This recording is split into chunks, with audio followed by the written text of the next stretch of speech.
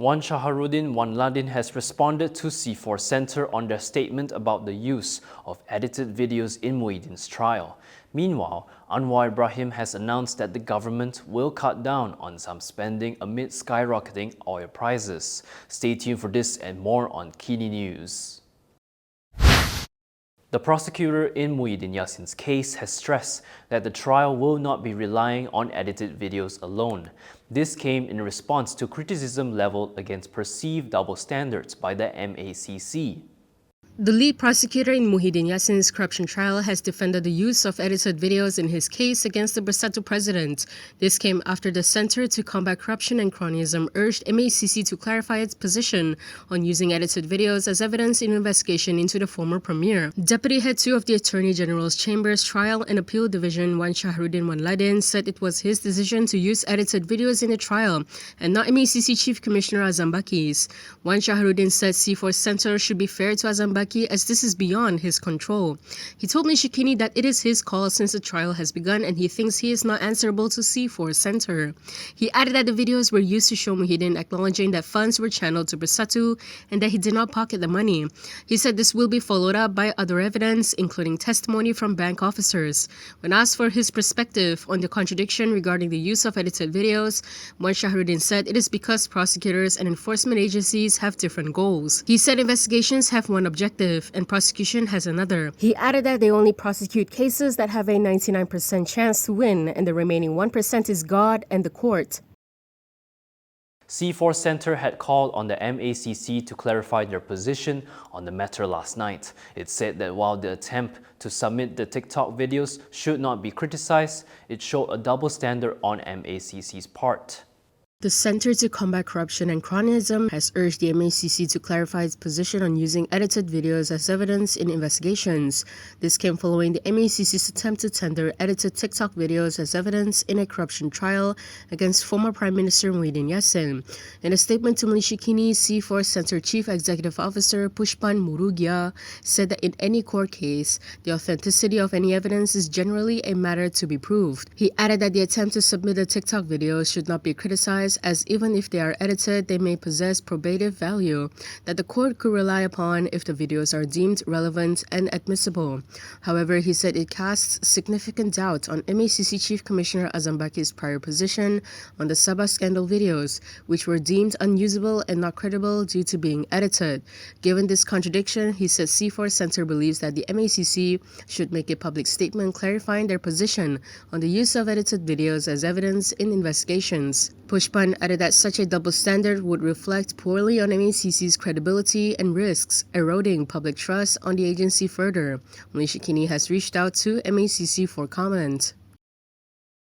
From now on, you can also listen to KiniNews on Spotify and Apple Podcasts. Scan the QR code on the screen to follow us. Prime Minister Anwar Ibrahim has assured that the subsidized RON 95 price will remain at RM1.99 per litre. Anwar also announced several austerity measures for the government.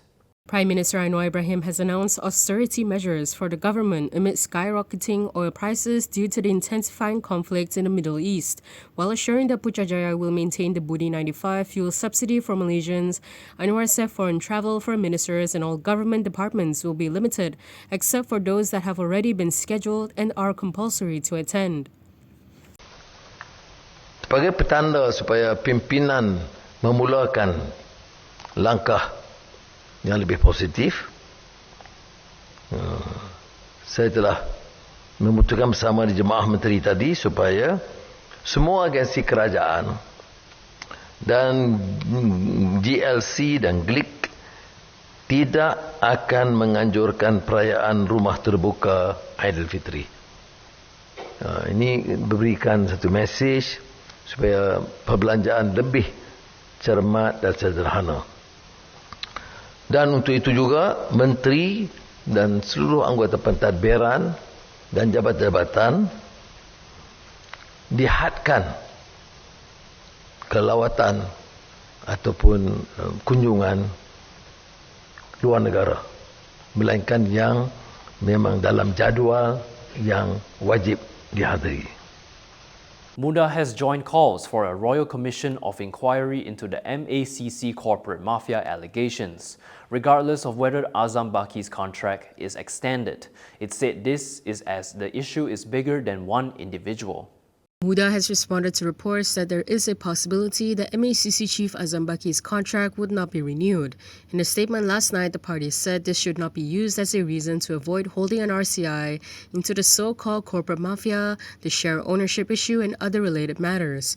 It said the issue is bigger than any one individual as it concerns the integrity of the MACC itself. Muda added that a change in MACC chief will be meaningless if the same systems and machinery that allowed such matters to take place are still in operation if they did occur. It stressed that the government, particularly the Prime Minister, who has long campaigned on promises of reform, cannot take the easy way out on this issue. With this, Muda called on the government to establish the RCI without delay and with full transparency to rebuild public trust in our institutions. Yesterday, Singapore news outlet The Straits Times had reported that Azam's contract would not be extended when it ends. The report quoted anonymous high-level governments and legal sources, saying that the decision comes on the heels of corruption allegations against Azam, whose tenure has already been extended 3 times. If you like the stories we produce, consider supporting us by subscribing to Malaysia Kini. Click the link in the description below or scan the QR code on your screen to subscribe. Khairuddin Abu Hassan has claimed that the government's action against Daim's family mirrors the Najib-era clampdown on those who spoke out against 1MDB. Here's more on that.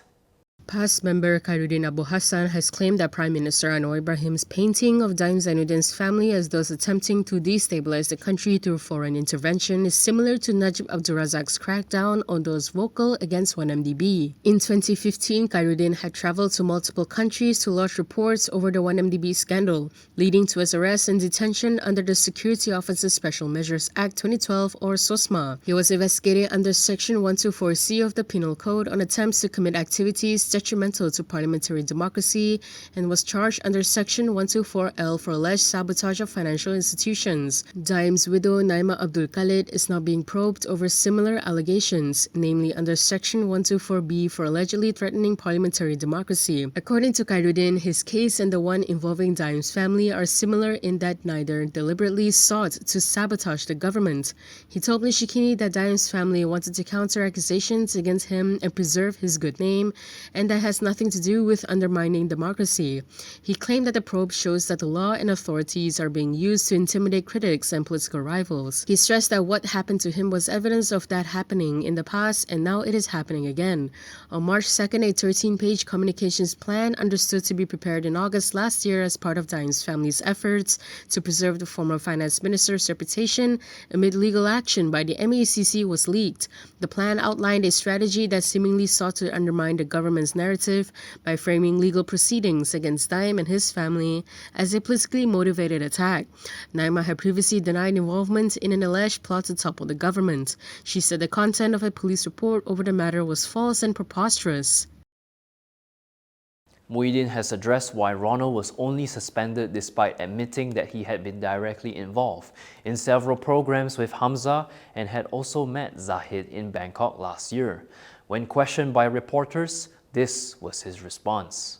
Bersatu President Muhyiddin Yassin has hinted that former party Vice President Ronald Kiandi's offence, which led to his suspension, is not comparable to the offence committed by Hamza Zainuddin.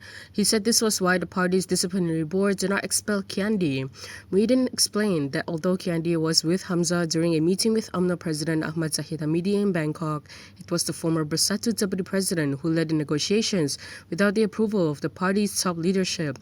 However, Muhyiddin stressed that any decision taken was the prerogative of the disciplinary board based on reports and detailed investigations. Muidin was responding to a question regarding Kiandi's admission that he had been directly involved in several programs with Hamza and had also met Zahid in Bangkok last year. Kiandi then questioned that if it was a serious offence, why was he not expelled despite being present at the meeting? He also claimed that the disciplinary board is now a tool of leaders aligned with Muhyiddin and will act against the party's interests to further an individual's agenda. Yesterday, the Bersatu disciplinary board suspended Kiandi for 2 terms or 6 years. And that is all from me today. For more stories, you can go to Kinitv.com. You can also follow us on Instagram, X, YouTube, and Facebook for the latest news updates. I'm John. Thanks for watching.